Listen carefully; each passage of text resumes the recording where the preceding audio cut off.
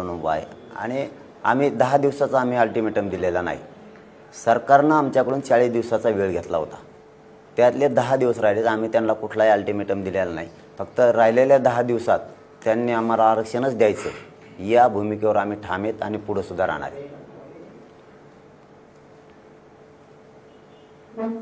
या 2 दिवसांमध्ये चर्चा सुरू झाली आपल्याशी, काही संवाद किंवा मध्ये 3 दिवसांमध्ये आपल्याबरोबर काही 3 दिवसांमध्ये काही बोलणं झालं नाही सरकारचा संवाद नाही सरकारने आमच्याशी काही संवाद केला नाही। त्यांना संवाद आमच्याशी करायचा असतात त्यांनी आमची लाईट बंद केली नसती, कारण आमच्या लोकांना तिथं जवळपास 22 ते 23 गावात पाणी सुद्धा प्यायला मिळालं नाही आणि नेट सुद्धा सगळं बंद केलेलं होतं। तुम्ही हे कितीही डाव टाकले तरी तुम्ही जनता झाकू शकत नाही, कारण जनता ही उभ्या जगानं आणि देशानं बघितली।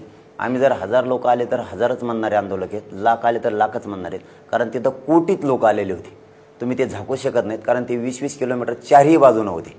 त्यामुळे तुम्ही नेट बंद केलं किंवा काहीही केलं, आता आम्ही थांबणारातले नाही आहेत। आम्हाला दाखवणारा तुमच्यासारखा मीडिया आहे, जरी नेट बंद केलं तरी तुम्ही वेगळ्या वेगळ्या सुविधा त्या ठिकाणी उपलब्ध केल्या सगळ्याच मीडियाच्या बांधवांनी, पण आमची सभा मात्र तरी पण दाखवली। लाईट बंद करून लोकांना पाणी मिळू नये ही डाव टाकण्याची त्यांना काहीही गरज नव्हती। त्यांनी त्याच्यावर चौकशी करून त्या अधिकाऱ्यांनी का बंद केली होती हे सुद्धा बघणं गरजेचं आहे। चला ठीक आहे, आम्हाला त्यात पडायचं नाही, तुम्ही काही बंद करा, तुम्ही बोला, आमच्याशी नका बोला, आम्हाला त्याच्याशी देणं घेणं, पण 40व्या दिवशी आम्हाला आरक्षण पाहिजे, ते तुम्ही कसं देत नाही ते आम्ही बघणार आहे।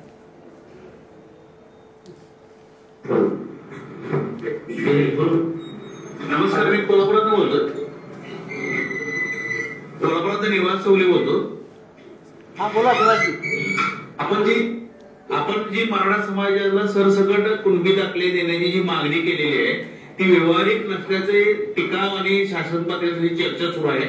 उद्यापासून नांदेड आणि परभणी जिल्ह्यावरती शिंदे समितीची बैठक आहे, तर आपण याच्याविषयी काय क्लॅरिफिकेशन देऊ शकता? म्हणजे सरसकट सर्वांना कुणबी समाज दाखले संदर्भात आणि आम्ही मागणी केली की व्यवहार्य नाहीये। इथून मागचे जे आरक्षणात घातले ते व्यवहार्य आहेत का? त्यांना कशाच्या आधारावर घातले आरक्षणामध्ये? तुम्ही जर जाती व्यवसायावर निर्माण केल्या असल्या आणि विदर्भातल्या मराठ्यांचा व्यवसाय शेती म्हणून त्यांना जर आरक्षण दिलं असेल तर आमचा व्यवसाय काय? मग आम्ही काय करतोय मग राज्यातले लोक? त्यामुळं मागणी व्यवहार्य आहे का नाही त्यांनी बोलणारे वर्ष 2-4 बोलू नये। नसता विनाकारण तुमच्या हातानं तुम्ही मराठा समाज वेठीस धरताय, आता धरू नका। आम्हाला तुम्हाला महाराष्ट्रातल्या मराठा समाजाला सरसकट कुणबी जात प्रमाणपत्र द्यावे लागणार, कारण आम्ही पूर्वीपासूनच आरक्षणात आहे, पूर्वीपासूनच। उर्वरित थोडासा महाराष्ट्र आणि मराठवाडा राहिलाय, बाकी सगळे मराठा समाज ओबीसी मध्ये आरक्षणात गेलेला आहे।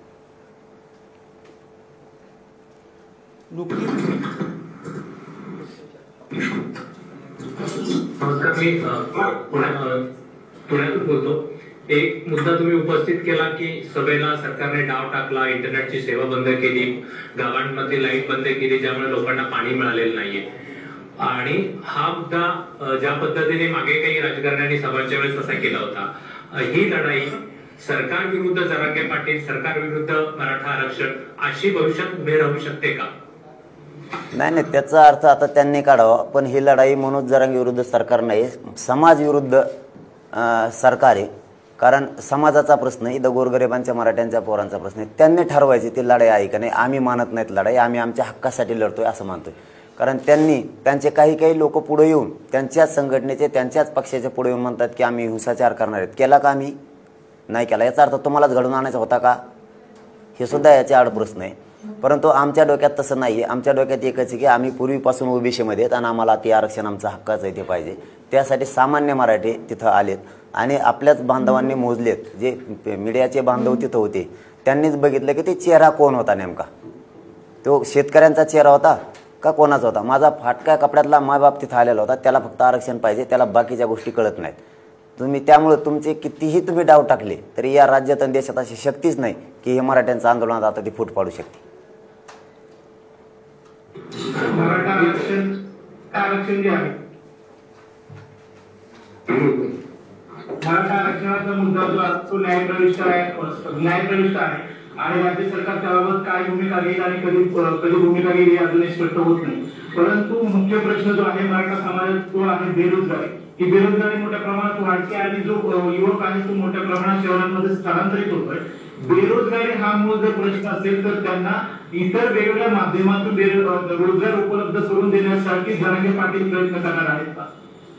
आणि मग सरकार काय करतंय? रोजगार आम्ही द्यायचे, आंदोलन आम्हीच करायचे, सरकार काय करतंय? मग नुसतं आमच्या करातून काय त्यांच्यात घर भरीत आहेत का काय? मग सरकार काय करतंय? मग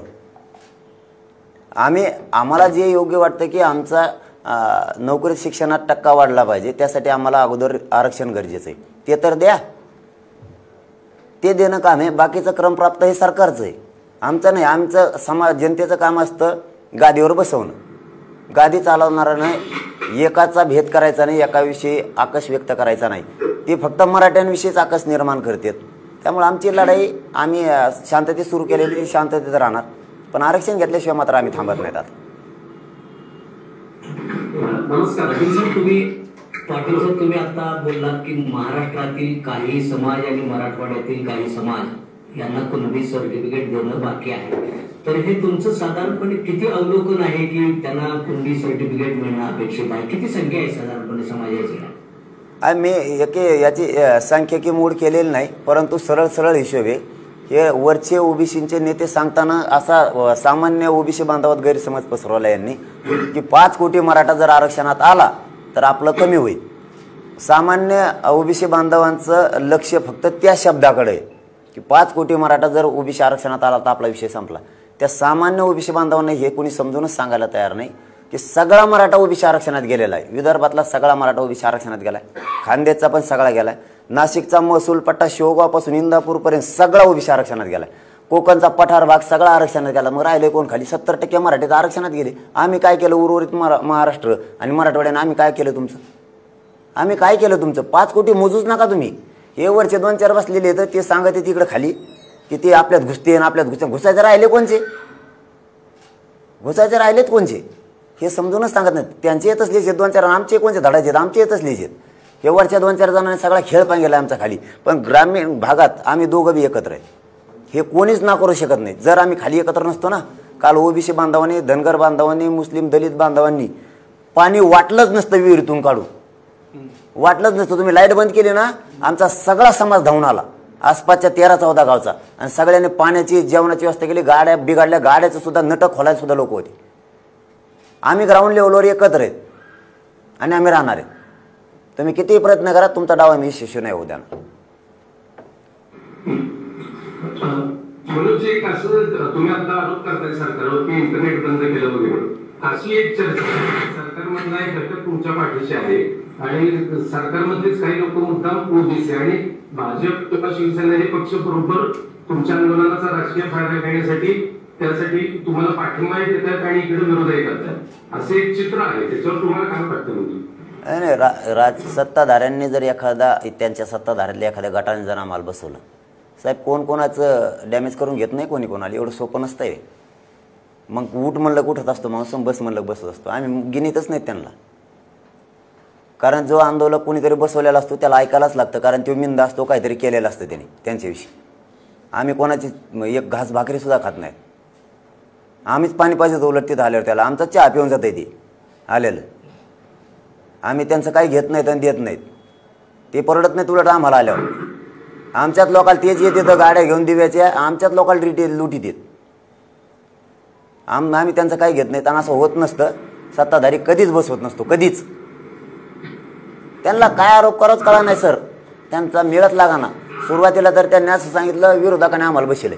त्यांच्यात मित्र असते, ते एकमेकाच्या रातची विचारते एकामेकाला दे, तू आहे का पाठिंबा, तू आहे का पाठिंबा. ते त्यांच्यात खरं बोलत आहेत. ते ईडीचं भेव आहे ना, त्याच्यामुळे खरं सांगत आहेत. मी नाही मागं, ते म्हणतं मी नाही तो आहे मागं, ते सांगायचे नाही म्हणतात. मग म्हणले आता काय आरोप करायला पाहिजे यांच्यावर, तर मग एक म्हणले सत्ताधाऱ्यानेच आम्हाला बसले.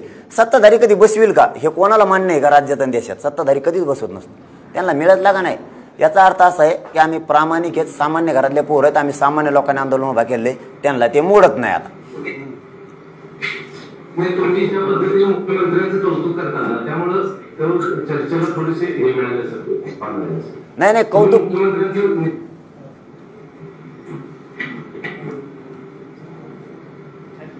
तुम्ही सांगा म्हणून. मुख्यमंत्र्यांविषयी तुमचं मत खूप चांगलं आहे, सातत्यात तुम्ही बोलता, त्यामुळे तशी चर्चेला एक हवा मिळते असं मला वाटतं. तुमचं मत सांगा. नाही, मत याच्यासाठी चांगलं होतं की त्यांनी काही इथून पाठीमागं जे धाडसी निर्णय घेतले ते होत नव्हते. त्यामुळे आम्हालाही वाटत होतं की धाडसी निर्णय घेण्याची क्षमता यांच्यात आहे, ते मराठा समाजाला आरक्षण देऊ शकते. त्यामुळं आणि कौतुक करणं म्हणजे काय, कुठलाही दादा आंदोलक असू द्या, त्याला सरकार कोणाचं असू द्या त्याच्याकडूनच आशा व्यक्त करायला लागते, कारण सरकारशिवाय दुसरं कोणी देऊ शकत नाही, मग ते कोणाचं पण असो. आणि आम्हाला डाग का लावता आला नाही, साष्ट पिंपळगावला महाविकास आघाडीच्या सरकारच्या वेळेस 3.5 महिने आम्ही आंदोलन केलं. त्यावेळेस ते होते तरीही केलं, 3.5 महिने आम्ही त्यांच्या मागं लागलेलो होतो. आता हे आलेत, यांच्यासुद्धा पाठीमागं लागलो. याच्यावरून त्यांना संदेश कळालेला की हे कोणाचेच नाहीत, पण ते आता डाव टाकायला बघतात, पण आम्ही उधाळतो, कारण आम्ही शेतकऱ्याचे पोरं आहेत, आम्ही त्यांचं जुळून देत नाहीत. सरोजी, सगळ्यात महत्त्वाचं की गेल्या अनेक वर्षांपासून हे आंदोलन चालू आहे. मागे मोर्चे निघाले, त्याचं नेतृत्व करणारे नवीन तरुण उदयाला आलेले होते. त्यांना त्यांच्या काही अपेक्षा म्हणजे राजकीय अपेक्षा होत्या. आता तुमचं आंदोलन जेव्हा होते तेव्हा हे सगळे जे तुमचे सगळे राजकारणाच्या दिशेला पाहणारे लोक आहेत ते वेगळे विचार करतात आणि ते काही फूट पाडण्याचा प्रयत्न करतात, अशी एक चर्चा आहे. त्यावर तुमचं काय मत आहे? अहो दादा, ते लय डाव टाकले असे फूट पाडायचे, लय नमुने विचित्र आहेत. ते आम्हाला लय उशिरा माहीत झालं हे नमुने लय विचित्र आहेत म्हणून, कारण ते नंबर शिर यायचे, बदलून यायचे, खांदे बदलून यायचे, नांगराचे बैल बदलेले म्हणे. हां, ते डाव टाकायला बघायचे. पण आम्ही बी लय नमुने आहेत, आम्ही बी खेड्यातले, आम्ही उलट पालट करूनच वापस लावले. हां, त्यामुळे ते नादी लागत नाहीत आमच्या. आता मनोजी, मला माझा एक प्रश्न आहे. हा बोला प्रकाश, बोला. तुम्ही छगन भुजबळांना इतकं टार्गेट का करता, आणि छगन भुजबळांना जे धमकीचे फोन जात आहे गेल्या 2 दिवसापासून 100वरून त्यांना त्यांचे कॉल त्यांना ब्लॉक करावे लागले. महाराष्ट्रात ओबीसी साठी इतके लढणारे नेते आहेत, त्यांच्याविषयी तुम्ही तुलनेने कमी बोलता, पण भुजबळांना तुम्ही टार्गेट का करता? त्यांचं दादा माझी त्यांची काय वैयक्तिक काही दुश्मनी नाही आहे. ते व्यक्ती म्हणून त्यांना विरोध नाही माझा, त्यांच्या विचाराला विरोध आहे. सगळे गेले, ते एकटेच आरक्षणाच्या मागं लागले, ते एकटेच बोलतात, काही घेणं देणं नाही. आणि मराठ्यांनी त्यांना मोठं केले. मराठ्यांनी त्यांचा राजकीय प्रवास सुरू असताना कधी त्यांची मान आणि प्रतिष्ठा मराठा समाजाने कमी होऊ दिलेला नाही. 5 का होईना आमच्या लोकांनी त्यांना मदत केली असेल, मग त्याचा कमीत कमी उपकार फेडायचं काम करायला पाहिजे त्यांनी. पण ते तसं म्हणत नाही, मला शिवसेनेने मोठे केले, मराठ्यांनी मोठे केले नाही असा त्यांचा दावा आहे. आणि शिवसेनेला कोणी मोठं केलं मग? त्यांनी त्यांना मोठं केलं, शिवसेनेला कोणी मोठं केलं मग? आमच्यावर उपकार फेडायची वेळ आली की तुम्ही लगेच बोटं दाखवणार, शिवसेनेने मोठं केलं, याने मोठं केलं, त्याने मोठं केलं. आता तुम्ही मोठं करणाऱ्याचे सुद्धा राहिला नाहीत, तर तुम्ही आम्हाला काय घेणार आहेत? त्याला जोडून पाटील साहेब एक प्रश्न आहे. सातत्यानं छगन भुजबळ एक मांडणी करता आहे, ते म्हणतायत की ओबीसीतून मराठ्यांना आरक्षण देऊ नका, त्याचं तुम्ही आता क्लिअरिफिकेशन दिलेलं आहे. त्याचबरोबर ते सांगतात की मुख्यमंत्र्यांची हीच भूमिका आहे, उपमुख्यमंत्र्यांची हीच भूमिका आहे, शरद पवारांची हीच भूमिका आहे, नाना पटोलेंची हीच भूमिका आहे. मग छगन भुजबळच एकटा टार्गेटवर का, असं त्यांचं म्हणणं आहे. विरोध ते करतायत, समोर कोणी येत आहे का? इथं समोर येणारा दिसत असतो कधी पण, पडद्यामागचे दिसत नाहीत. पडद्यामागच्याला पुढे हे म्हणा त्याला बी सोडणार नाही, कुणी पण असू द्या. आणि मी रात्री बरेच जणांचे चेक केले, तर हे जे तुम्ही जेवढे नाव घेतलेत ना त्याच्यातल्या बऱ्याच जणांकडे ओबीसीचं सर्टिफिकेट आहे. रात्री माझे डोळे कसे जागलो मी रात्रीभर. हां, म्हणलं मला ते सांगा बरं, ते नेटवर्क कसं असतंय ती, त्याच्यावर यांचे निवडणुकीला भरलेले ओबीसी मधून आहेत काही काहींचे, ते विरोध करणारच ना मराठीचे असून. म्हणजे तुमचं साधलं, तुमच्या पोराचं कल्याण झालं की मग तुम्हाला आता लगेच गरज नाही आरक्षणाची. ना आम्हाला मिळवायच्या टायमाला त्यांना घुसून देऊ नका. कुठं घुसवतो मग आम्ही? तिथंच येत घुसवतो कुठं मग? आम्ही जिथं तिथंच घुसणार ना, दुसरीकडे कुठं लावतो आम्हाला? फिरेल ना. आता तुम्ही समजा या संभाजीनगरमध्ये माझी 10 एकर 5 एकर 2 एकर जमीन आहे, मला कुठं बघायला लावली? पुण्यात. तिकडे झिंडतो आम्ही, म्हणजे आमचं हक्काचं आरक्षण इथं आहे. तुम्ही हिंडा लागता 50% वर आम्हाला, तुम्ही जाण 50% वर. एखाद बार जमत नाही का? तुमची टक्केवारी किती आहे? तुमची टक्केवारी किती आहे? तुमच्या आरक्षण दिल्याच्या दुप्पट. कारण त्यांचा नोकरीतला आकडा 63 गेला, 36 ते 43 पर्यंत गेलाय. आरक्षण 32%. आता आरक्षण तुमचं कामचं बंद व्हायला पाहिजे सगळं. कारण आरक्षण काय सांगतं, प्रवाहात आले पाहिजे. प्रवाह तुमचा आहे तरी किती मोठा, पुरा आणता का पुरा? किती हवा कळणार परत मध्ये विरोध करते. दुसरा एक प्रश्न आहे की मराठा समाजातले जे श्रीमंत मंडळी आहेत, आजपर्यंत ज्यांनी राजकारण केलं, सर्वाधिक मराठा मुख्यमंत्री होऊन गेले, पण मराठा समाजाला ते न्याय देऊ शकले नाहीत आजपर्यंत. मराठा समाजातले आता जे आरक्षणासाठी भूमिका मांडत होते ते जसं रात्री जाऊन कानात बोलत होते, तर तुम्ही कानात का बोलत नाहीये त्यांच्या मराठा समाजाच्या भल्यासाठी? आणि श्रीमंत मराठ्यांनी गरीब मराठ्यांसाठी काय केलं, ह्या दोन प्रश्नाची मला उत्तर हवं. त्यांच्यामुळे तर कार्यक्रम झाला दादा मग आमचा श्रीमंतामुळे. आमचं कशामुळे आम्हाला या रस्त्यावर पळायची वेळ आली? आमचे कपडे त्यांच्यामुळे फाडलेत, त्यांच्यामुळेच हे कार्यक्रम लागला. ते जर एकत्र आले ना 2 घंट्यात आरक्षण मिळेल, फक्त 2 घंट्यात, पण त्यांना वाटत नाही आमचं चांगलं व्हावं ते जर. आणि जे म्हणताय सगळे मुख्यमंत्री आमचे होते, मी काय त्यांची बाजू नाही ओळख, पण हे सत्य ही ओबीसीच्या नेत्यांचा सुद्धा प्रश्न आहे की मराठ्यांचीच जास्त सत्ता आहे. मोजली ना तर 3 वर्ष त्यांची आमच्यापेक्षा जास्त भरती, आमच्यापेक्षा जास्त. पाटील साहेब, सूर्यकांत देटके बोलतो नगरवरून. माझा एक प्रश्न असा आहे की आपण आरक्षण मागतो, 100% आरक्षण मिळालं पाहिजे, समाजाची भूमिका आहे, सगळ्यांची भूमिका आहे, परंतु सध्या सरकार सगळं खासगीकरण सुरू आहे, म्हणजे नोकरीचं असेल किंवा अन्य बाबीचं.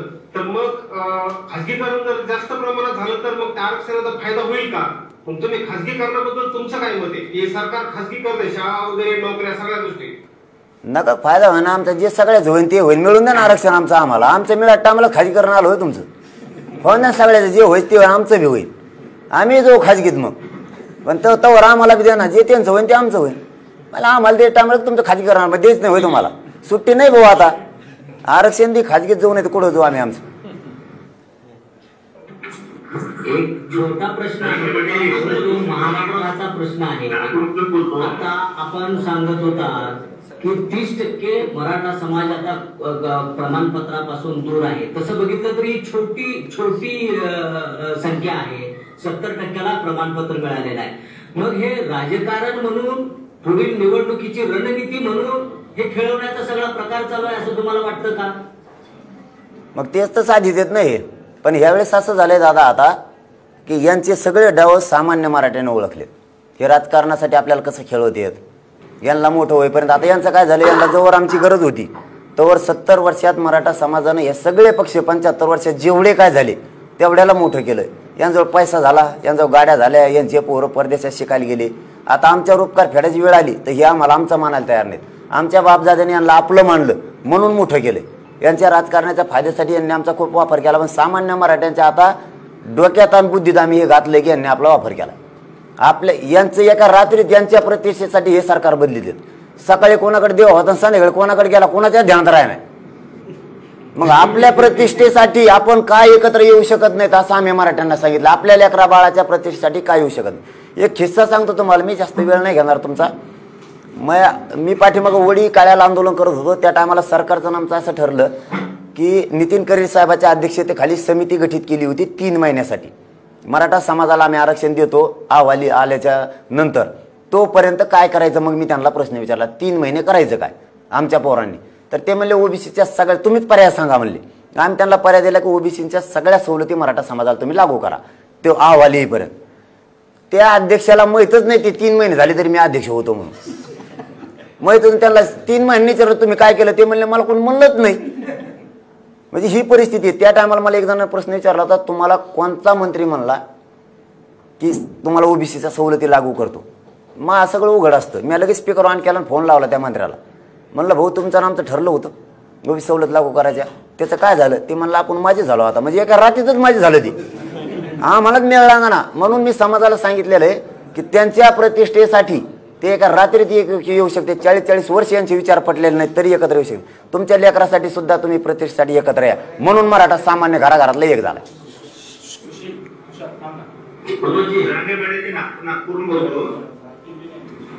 आतापर्यंतचे जे मूक मोर्चे निघत होते मराठा समाजाचे, त्यानंतर एक मराठा समाजाला आरक्षण देण्याची एक तरतूद झाली आणि ते पुढे त्याचं काय झालं आपल्या सगळ्यांसमोर आहे. आतापर्यंत चेहरा नव्हता, आता तुमच्या रूपाने चेहरा मिळाल्यानंतर सरकारवर खरंच दबाव येऊन हे होईल असं वाटते का तुम्हाला? तुम्हाला विश्वास आहे का? ते आणि याच्यानंतर समजा दिलं नाही 8 दिवसानंतर 8 दिवस बाकी आहे, तर तुमची पुढची स्ट्रॅटेजी काय असेल आंदोलनाची? आता ते दबाव येतोय का नाही ते काय मला सांगता येणार नाही, समजा त्यांच्यावर आलाय का नाही, पण मला एवढं माहिती आहे ते झोपत नाहीत रात्रंदिवस, नुसते पळत आहे, जाय दिल्ली जाय मुंबई, नुसतं इमान पळत आहे सध्या त्यांचं, हे आम्हाला पक्का माहिती.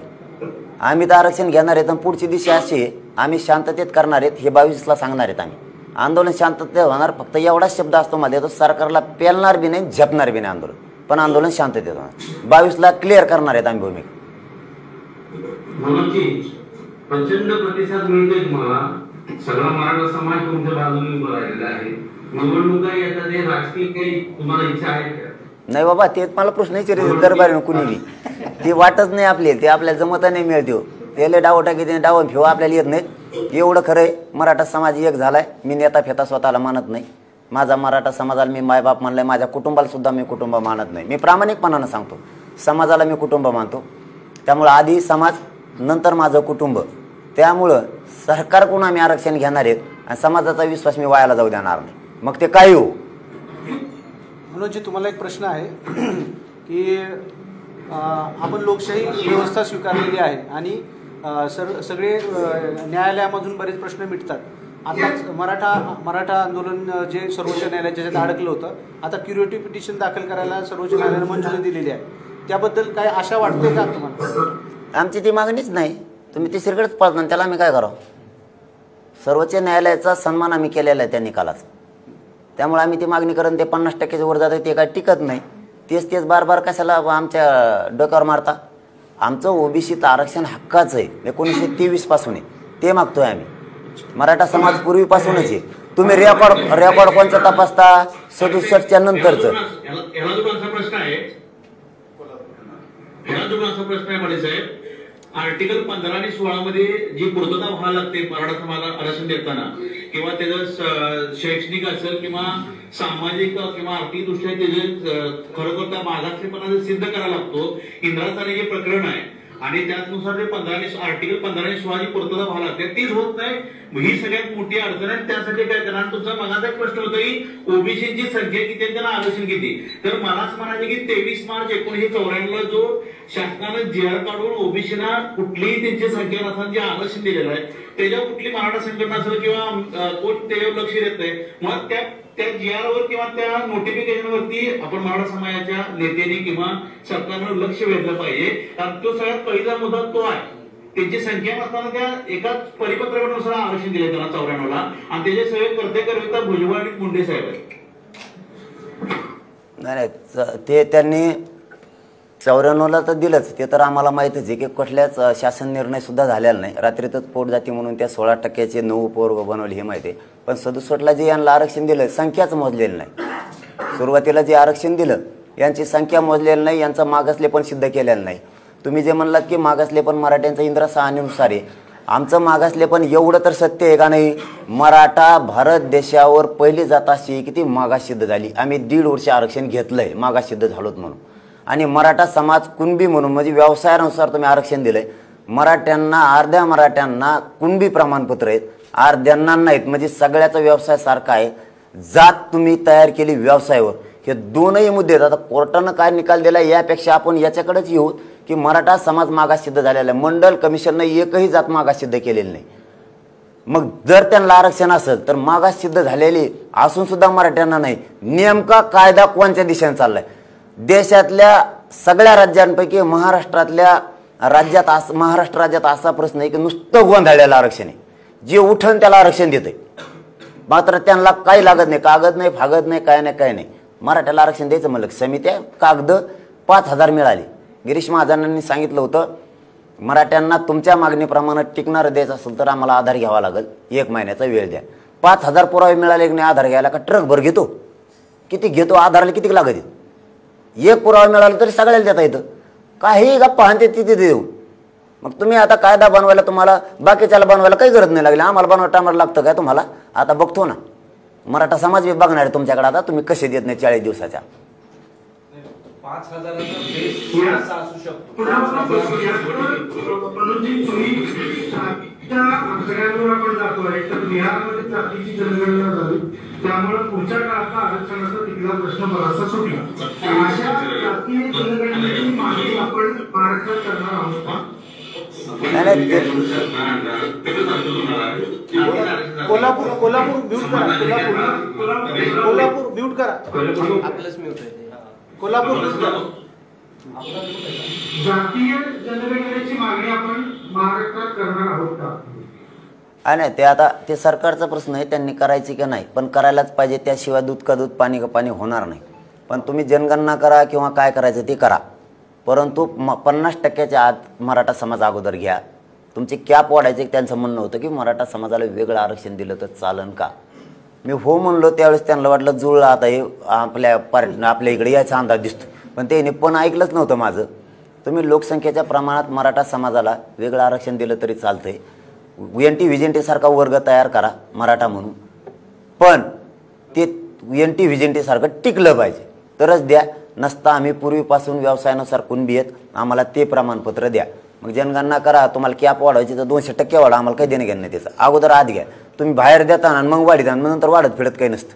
अगोदर आत घ्यायचं आणि नंतर तुम्ही कितीही वाढवा, आम्हाला काही अडचण नाही. पाटील साहेब, तुम्ही मगाशी विदर्भाचा उल्लेख केला. विदर्भातल्या मराठ्यांना कुणबी प्रमाणपत्र आहे. पंजाबराव देशमुखांनी त्यावेळेस तशी भूमिका घेतली होती आणि त्यामुळे विदर्भातल्या मराठ्यांना त्याचा खूप मोठ्या प्रमाणात फायदा झाला. तर त्या केस स्टडीचा आधार घेऊन तुम्ही सरकारला त्याच्या स्वरूपाचं काही प्रपोजल देऊ शकत नाही का, किंवा त्या स्वरूपात तुम्ही काही रिसर्च केलाय का की तिथे कशा पद्धतीचं नियम लागू केले होते सरकारने आणि ते फॉलो करून सहज मराठा समाजाला जर आरक्षण त्याच जर नियमावर द्यायचं झालं तर देता येऊ शकलं असतं. त्यावर तुम्ही काही काम केलंय? हो, 12 तारखेला समिती जालन्याला आली होती. त्यावेळेस आम्ही त्यांना सांगितलेलं आहे की पंजाबराव देशमुख साहेबांना ज्या कायद्याच्या आधारे केले तेच कायद्याचा त्याच्यातच सुधारणा करून तुम्ही मराठा समाजाचा समावेश करा त्या कायद्याला धरूनच. तेही होत आहे. तुम्हाला कायदा पारित करायची गरज नाही, काय नाही. काय दादा माहिती आहे की यांची इच्छाशक्तीच नाही. हे नुसते बहाणे सांगत आहेत. तुम्ही इकडं बसत नाही, तिकडं बसत नाहीत. मग यांना म्हणलं बाकीचे कसं काय बसले, मग हे गप बसतात. 6 ते 7 मंत्री गेलेले आमच्यापासून, साहेबाला विचारून येतो म्हणलेले, आणखी माघारीच नाही आले. तसं बोललं की त्यांना जमतच नाही. त्यांना ऐकणारे लागते, आम्ही ऐकत फेकत नसतो. पुण्यातनं प्रश्न आहे की तुमच्या आंदोलनानंतर महाराष्ट्राचं राजकारण तापलेलं आहे, ते सगळं महाराष्ट्र बघतोय. त्याच्याबरोबर इतर जे जातीय नेते आहेत त्यांनी आवाज उठवायला सुरुवात केली. पण यात काही मराठी नेते पण आहेत, ते पण तुम्हाला टार्गेट किंवा तुम्हाला सल्ला देण्याचा एक प्रकारे प्रयत्न करतायत. ते राजकारणाच्या म्हणजे राजकीय पक्षात असल्यामुळे, तर त्यांचा तुम्हाला त्यांचा सल्ला काय असेल, काय म्हणताय? राजकारण तापलंय का नाही मला माहित नाही, पण मराठे मात्र तापले जातात. ते का तापलं का नाही माहित नाही. आणि त्यांना ते मला सल्ला देतात किंवा मी त्यांना सल्ला देणार एवढा मोठा नाही. पण त्यांनी फक्त आता गोरगरिबांच्या पोरांच्या तोंडाला घासायला नाश करू नये एवढा मात्र त्यांना आपलं विनंती आहे की तुम्ही आता नाश करू नका, अन्नात माती काढू नका गोरगरीब मराठ्यांच्या पोराचे. एक प्रश्न असा आहे, 2016-17 मध्ये 58 मोर्चे निघाले आणि 58 मोर्चात दरवेळेला मराठ्यांची भूमिका आहे ती शांततेनं मोर्चा करायची. आणि सरकार कोणते असो त्यांना शांततेची भाषा कळत नाही. अजून किती दिवस असे शांततेत तुम्ही मोर्चे करणार, अशी सर्वसामान्य मराठ्यांची भूमिका आहे. नाही, शांततेच्या याच आंदोलनानं आरक्षण हे निर्णयाच्या प्रक्रियेत आणले. सरकारच्या टेबलवर फाईलसुद्धा येत नव्हती लवकर. याचा अर्थ पाठीमागं आली नाही याचा अर्थ असा नाही. परंतु मधल्या काळात सरकार नुसतं घुमवत होतं. आता टेबलवर दुसरी फाईलच नाही, त्यांना काहीच काम नाही. आरक्षणच शोधित येते सध्या. नुसते कागद जोडीत आहे, अधिकाऱ्याला पळीत येत, ते मंत्रीही पळत येत, ती समिती नुसती इमान घेऊन हिंडती सध्या. ती हैदराबादला जाती, परत इकडं मुंबईला येते, संभाजीनगरला येते. काय करते तिची तिलाच माहीत. पण तिला काय पुरावे सापडणार, ती नुसती हिंडती. सध्या कामच त्यांना तेवढे, पर्याय नाही. आरक्षण दिल्याशिवाय पर्याय नाही आणि आम्ही ते घेणारच आहेत. तुम्ही काहीही करा, कितीही डोकं लावा, आरक्षण मात्र आम्ही घेणार आहेत आणि शांततेतच घेणार आहे. याच शांततेच्या आंदोलनानं मराठा समाजसुद्धा एक केला आहे आणि आरक्षणसुद्धा निर्णयाच्या प्रक्रियेत आलं आहे. संभाजीनगरवरून विचारतो आम्ही दोन. हां बोला माधव. तुम्ही म्हणताय की 5,000 पुरावे खूप आहेत, पण लाखो मराठ्यांना आरक्षण देत असताना तो धागा कसा पकडायचा की हेच कुणबी आहेत, प्रत्येक कुटुंबीय हे कुटुंब कुणबी आहे, तो पेचप्रसंग सरकारच्या समोर आहे. मग तो सरकारने कसा सोडवावा? त्यांनी एक तर 67च्या अगोदर पुरावे मोजण्याऐवजी शोधण्याऐवजी 1805 पासूनचे पुरावे घेतले पाहिजेत. पाठीमागं हाही काय नेमकं? मग तुम्ही म्हणता समजा उदाहरणार्थ मी 16,000 काय 1 कोटी काहीतरी त्यांनी त्या नोंदी सापडल्या, त्याच्यावर नेमकं काय ते सांगा ना मला. त्याच्यावर मराठा आहे का? तर याचं उत्तर आहे नाही. ज्याच्यावर कुणबी लिहिलंय तेवढेच तुम्हाला 5,000 सापडले. बाकीच्याच्यावर काय लिहिलंय? पूर्वी जात लिहिली जात नसायची, जशी मुस्लिम किंवा मुसलमान एवढंच लिहिलं जायचं. जात मुस्लिम धर्मात नाही, तरीही त्यांच्या कितीतरी जातीला आरक्षण दिलंय. तुम्ही पाठीमागचे शोधतच नाही, तिथून पुढेच पळत येत आणि सापडलं नाही. काय सापडून तुम्हाला? कारण इंग्रजांनी सुद्धा त्यावेळेस हैदराबादचंही बरंचसं नेलं होतं. त्याला लय सगळीकडं लक्ष ठेवायचा लय कंड होता त्याला. त्याने ते सगळीकडे ध्यान ठेवायचं, कोणाकडे काय काय आहे, कोणाकडे काय काय. जरी मराठवाड्यात सत्ता नव्हती तरी बी त्यांनी सगळं गाभाळ तिकडे नेलेले. तिकडे पण शोधा ना, इंग्लंडच्या लायब्ररीत. तिकडं नाही शोध, इथंच म्हणतात फक्त सापडत नाही काही. तुम्ही बघितलं नाही काय सापडलं? गावाचे गाव सापडलेत. आता तुम्ही म्हणता धागा कसा, तर तुम्हाला धागा सांगतो. उदाहरणार्थ तुमचं गाव तुमच्या आडनावाचं सगळं आहे, एक पुरावा सापडला, याचा अर्थ असा होतो की तुमचे कोणीतरी चुलते काके, तुमचे मंडळी, तुमचे आई वडील पुतणे असे आहेत. एक पूर्णच गाव एका आडनावाचं म्हणलं, एक पुरावा सापडला तर तुम्हाला सगळ्या द्यावं लागेल. तुम्ही एकट्याला देणार आहेत का त्याला? ही कोणचा कायदा आहे तुमचा? एकट्यालाच देणार का तुम्ही? एकट्या सापडलं म्हणून आणि त्याचे ते रक्ताचे त्यांना नाही देणार का? ही कायदा आहे का मग तुमचा? आणि मग आम्हाला नाही मान्य. बघू आम्ही तुम्ही 40व्या दिवशी कसं का देत नाही.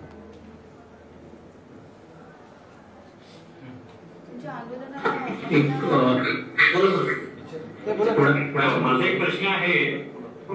जातीला जात घासायला लागली आहे, धर्माला धर्म घासतो आहे, ठिंग्या उडत्या आहेत, त्यातून आग निर्माण होते आहे, धनगर पण आरक्षण मागत आहेत, तिकडे आदिवासींचा प्रश्न आहे. महाराष्ट्राचं इतकं गढूळ वातावरण झालेलं असताना हे महाराष्ट्राची घडी पुन्हा कशी बसणार?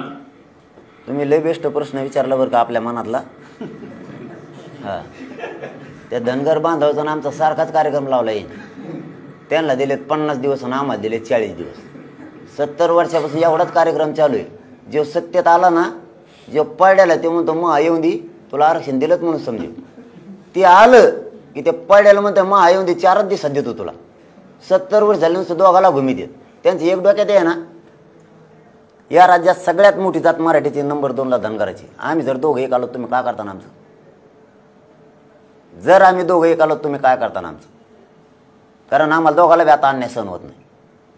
कारण ते घटनेची प्रत वाचली मी त्यांची, ते एस टीमध्ये आहेत. घटनेची प्रत वाचवली, त्यांचे शिष्टमंडळ माझ्याकडे घेऊन आलं होतं.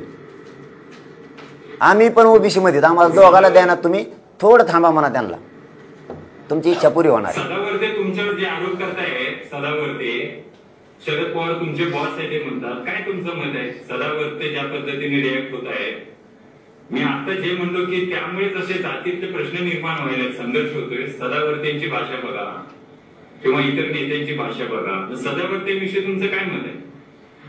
ते मत व्यक्त करायला माणसं नाही तो आधी, पण कुणी तरच म्हणतं शरद पवार याचे नेते येतं, त्याचे बॉस आहेत, त्याचे बॉस आहेत. कुणी तरच म्हणतं. दाखवून द्या, फक्त दाखवून द्या. आंदोलनाला आले पाठिंबा द्यायला म्हणून बॉस नाही होऊ शकत कोणी. कारण त्या आंदोलनाला कोण आला नाही असा नाही. जे कधीच उभ्या जिंदगीत सामाजिक क्षेत्रात सामाजिक आंदोलनाला पाठबळ नाही दिलं ते लोक सुद्धा तिथं होते. त्यामुळे तुम्ही ते डाग नाही लावू शकत आम्हाला आणि लागू बी शकत नाही. नसं दाखवून द्या, 4 पावलं मागं सर्कल. उगाच काहीतरी गप्पा मारतात बसल्या बसल्या, उगाच तिथं येशीत बसते त्यानं शेंगा आणि ते तिकडे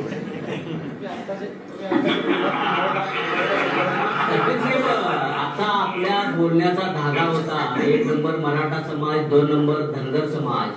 तर आपण या सगळ्या आरक्षणाच्या मुद्द्यावरती मराठा आणि धनगर समाज असं एकत्रित करून आरक्षणाचा मुद्दा पुढे घेऊन जाण्याचा विचार करत आहात का? नावेलाच होईल आम्हाला दोघांना पण. भविष्यात काय होईल सांगू शकत नाही. आम्हाला दोघांना पण नावेलाच आहे. आम्हाला दोघांनाही वाटतं गोरगरिबांचं कल्याण झालं पाहिजे. धनगर बांधवांनाही वाटतंय मराठ्यांच्या गोरगरिबांचं कल्याण झालं पाहिजे. मराठ्यांनाही वाटतंय त्यांच्याही लेकरांचं कल्याण झालं पाहिजे. ओबीसी बांधवांना सुद्धा वाटतंय की गोरगरीब मराठ्याला आरक्षण मिळालं पाहिजे. मुस्लिम बांधवांना वाटतंय, दलित बांधवांना सुद्धा वाटतंय. तसे आमच्याकडे हजारांनी त्यांनी दिलेले निवेदन आहेत, हजारानं. मग हे 2-4 एकम वळवळ करतात आमची बिन त्यांची बी. येणं नाही देणं नाही वर आम्ही चांगले आहेत ना खाली. तुम्ही गप्प पडा ना. तुम्ही जितके सिरियस बोलताय त्यावर तुमची स्टाईल फार चर्चेत आहे महाराष्ट्रात. तुमची बोलण्याची लकब बरोबर त्यात मारणारे मराठी भाषेत आपल्या मराठवाड्याच्या भाषेत पॉइंट मारतात भाषा मग आता माझी भाषा त्यातच बोलन ना मी शुद्ध बोलायचो माझ्या अनुसार हुकल्यावर मग काय करू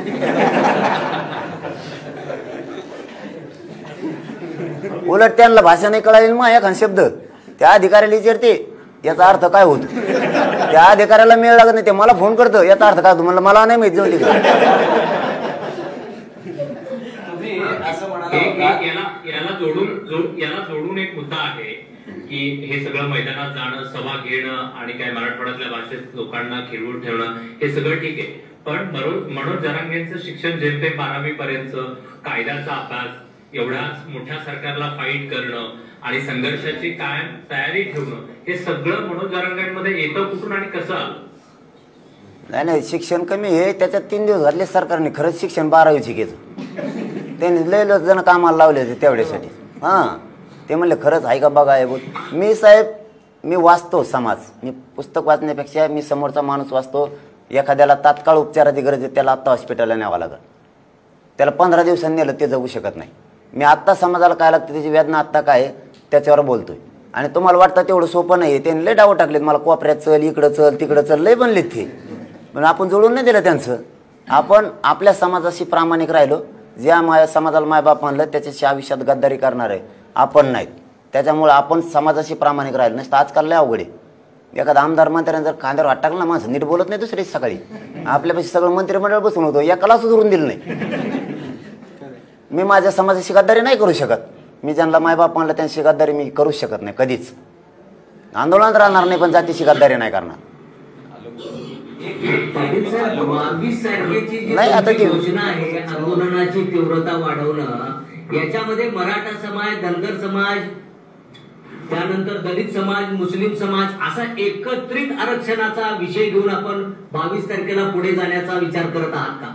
नाही आणखीन तरी तसं काय नाही परंतु वेळ पडली तर हे 2-3 लोक एकत्र येऊ शकते समाज नावेलाचे स्वतःच्या मुलाच्या भविष्यासाठी मराठा धनगर आणि मुस्लिम बांधव 100% एकत्र येऊ शकतात अशी मला खात्री आहे परंतु मी त्याच्यावरती आत्ता मला त्यातलं डीप माहीत नसल्यामुळे मी अधिकृत तुम्हाला सांगू शकत नाही पण त्यांच्या भावना मात्र माझ्या कानापर्यंत स्पष्ट आहेत की आपल्याला लढायला लागतंय कारण आपल्या मुलाच्या भविष्यासाठी आपल्याला लढायला लागेल त्यांच्या प्रतिष्ठेसाठी ते लढतील आताच्या आंदोलनामध्ये झालेली गर्दी आणि त्यावर झालेला खर्च या दोन्ही बाजूला चर्चा सुरू आहे प्रत्येक गर्दी कशी एवढी मोठी गर्दी अपेक्षित होती का ती झाली कशी आणि खर्च किती झाला नेमका ते आम्हाला जर सांगितलं बरोबर काय आता खर्च त्याचे खर्चाचे मागं लागले 4-5 दिवस झाले घेणं नाही देणं नाही आमचे पैसे आमचे लोक गोदा पट्ट्यात 123 गाव आहेत 123 गावं आम्हाला महाराष्ट्रात सेवा करायची आम्हाला संधी आली की आपण सेवा करू आपल्याला महाराष्ट्राला 1 रुपया मागायचा नाही कारण आपल्या समाजाला आपण खड्ड्यात नाही घालायचं आपण 123 गाव पैसे जमा करू त्या साऊंड सिस्टमला काय लागतं ते देऊ कारण तिथं काय आमचं काय दुसरं खर्च नाही कारण आम्हाला गरजा लय मोठ्या नाहीत नुसतं पोटाला भाकरी मिळेल तर एवढीच गरज आहे आमची आम्हाला काय गरजा नाहीत अशा याच्यातच फिरलं पाहिजे हातपसाला चामकं पाहिजे त्याला काथराला तमकं पाहिजे आमच्या गरजा लय मोठ्या नाहीत साऊंड सिस्टमला काय खर्च होती शेती काही जणांनी फ्री दिली होती त्यामुळे तो खर्च त्यांना असं वाटलं आम्ही ते 100 एकर कार्यक्रमाला घेतलं म्हणलं ना त्यांना वाटलं इकतच घेतलं आम्ही ते म्हणून एवढा खर्च आला कोटीन फेटे आम्हाला माहीत नाही कसली असती ती 21 लाख रुपये आमचे फक्त 22 गावात जमले फक्त 22 गावात 101 गाव आमचे शिल्लक आहेत आणखीन पेंटिंग आहेत